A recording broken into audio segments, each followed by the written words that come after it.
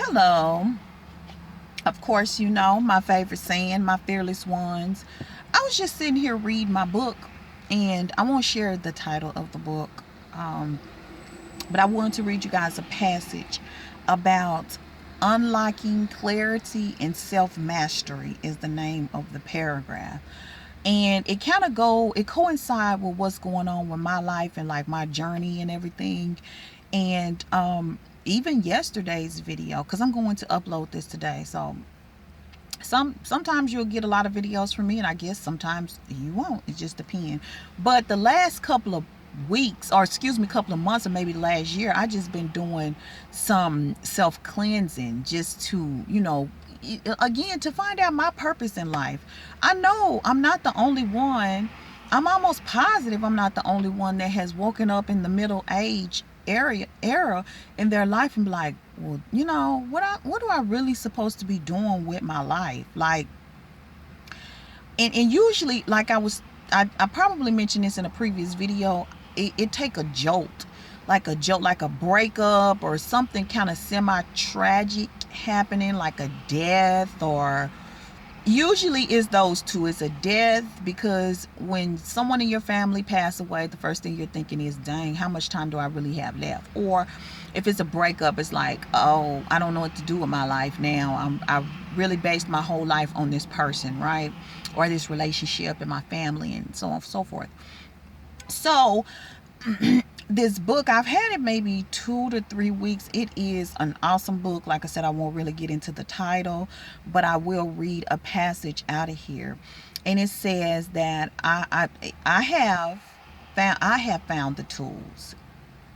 And again, the title of the paragraph is Unlocking Clarity and Self Mastery. I have found the tools and techniques not only for cultivating power and developing personal self mastery, but for attaining ourselves to the wisdom of our guides and our helping spirits. Remember, I was saying about my daughter and her scholarship that we all have guides. We have guardian angels, spiritual guides.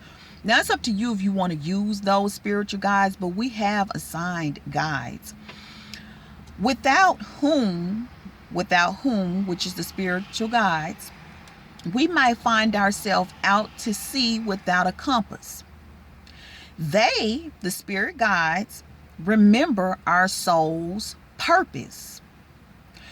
We, who we came here to be, in spite of breakups, setbacks, lost soul parts, and they can help us put ourselves back together again, as well as provide daily guidance and protection and comfort in the storms that life, the great teacher, brings our way. They remember the path we chose, the way towards the fulfillment of our deepest desire. Again, they would be your spirit guides, and can bring us the messages we need to help us get back on track, no matter how far we believe we have veered from who we came here to be. That is the most awesomest thing I have read this year, because it gives you relief to know that no matter how many wrong turns you have made, and it doesn't matter how old you are or how young you are, you have spirit guides that will get you back on your soul purpose track. Soul purpose. Remember, you hear that it's like cliche now. You have to find your purpose. You have to find your purpose. You have to find your purpose. Sometimes you need guides.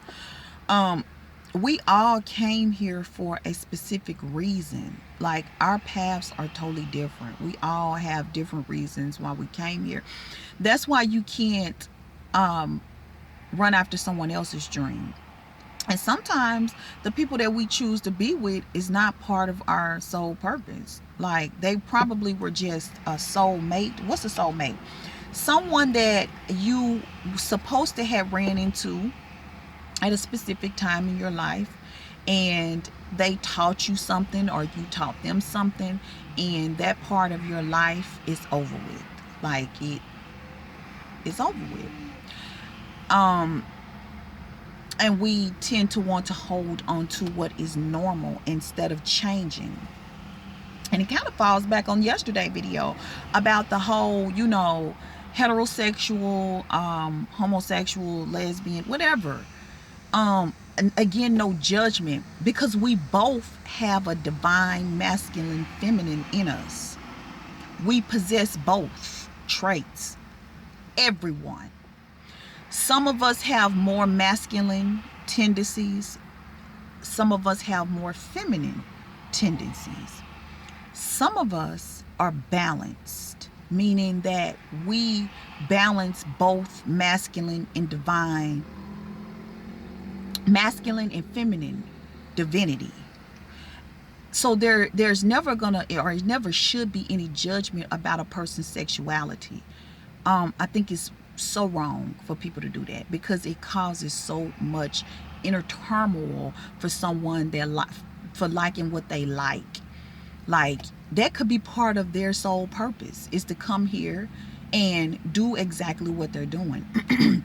And they shouldn't have to create a closet or a wall and live double lives. It's so unfair to that particular soul for them to have to do that. My whole beef was, sex should be done privately.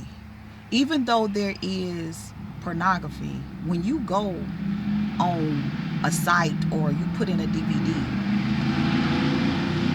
and I'm outside with my windows down, getting some fresh air, getting ready to start a class at 12. I'm in Central Standard Time, and I want to do this video. I just really want to share if this can help someone. No one should have to hide what their preference is, but at the same time be respectful. You don't have to get into detail. You don't have to put a camera in your bedroom and share what you do with the world. Especially with a married couple, I feel like some things should be sacred. Even if you same-sex marriage, you don't have to share what people do. Social media has made it so easy for people to just share everything, and it's not necessary to share everything about your life, who you do it with and why you're doing it, or any of that good stuff. But I do believe that people should live their truth, because we're here for a purpose, and it makes it difficult for a person to walk out their purpose if they're living in a closet. So hopefully you can replay that passage. You have spirit guides, you have help, you have angels that are assigned to you that will help you get back on track. If you're going through a breakup and you feel like, I don't know exactly where I'm supposed to be and what I'm supposed to do and where I'm supposed to go, you need to tap into your spirit guides. How? What advice would I give you? Remember, I mentioned just, spiritual cleansing, baths. You can Google spiritual cleansing. Most of the base of the cleanse would be salt, and then there are certain herbs that you can put into your bath to help with your spiritual connection with your guides. Meditation. First of all, before you even start the bath, meditation. That's something I do every day. If I don't meditate, I feel like I cheated myself, because that's something that I need. It keeps me grounded. It keeps my head clear. Every time I meditate, I don't always necessarily have a clear mind. Sometimes I'm thinking about business, like I need to, fill some orders. I need to answer some customer service emails. I need to do this, I need to do that. Sometimes that type of stuff do come to mind, but that's a good thing, because now you can focus on the things. After I run through my mind what I'm supposed to do that day, I can actually get out of meditation and go and do it. But most of the time I try to have a clear head because I don't want to think about anything at that moment. That's my spiritual moment. The temple is always, church is always within. You know, you hold church every day, and you hold your church the way you want to hold it, and that's your natural born human right, is to express your spirituality however you want to do that. So I would take some spiritual baths, and there are spiritual baths for different purposes. Like, you can take one for just connecting with your spirit guides. You can take spiritual baths for what we call blockages. Like if you feel like you have a blockage, something is holding you back in life, there are certain herbs that you can boil on the stove. You're going to strain out those herbs. You're going to pour what you strain out into your water along with salt water. You're going to bathe, and while you're bathing, you're thinking about the intentions. What's your intentions? Your intentions is to cleanse your aura, cleanse your spirit, cleanse yourself of all the negativity, of all the past hurt, of all the things that are no longer serving you or never did serve you in the first place. That's what you're working on, your intentions. Like, I just want to be free and clear of all the hurt, the pain. I want to find out what my divine purpose is, and things will start showing themselves. Your guides will start showing themselves to you, and things will get better. The load will be lightened a lot. We were not put here to continuously bear heavy loads or crosses, because we have help. But when you know better, you do better, right? When you don't know that you have, spiritual help, you try to do it on your own, and you struggle. But you have help. Tap into it.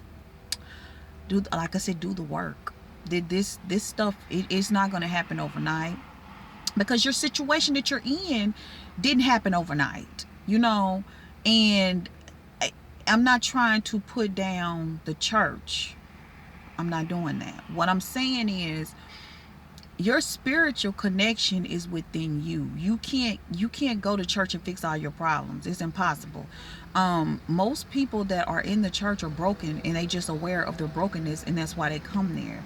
So you have to tap into your own energy, your own stuff, and clear it up.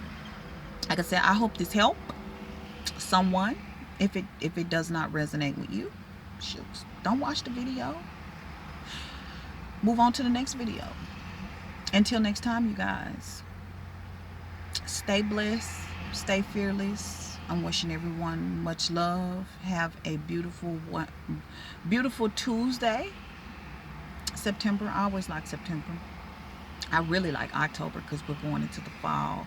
So it's a little bit of cool, and it's still a little bit of warm, and the harvesting, and the flowers changing and everything. And that's when my girls are born. So I really enjoy that month. Yeah. See you guys later. Bye.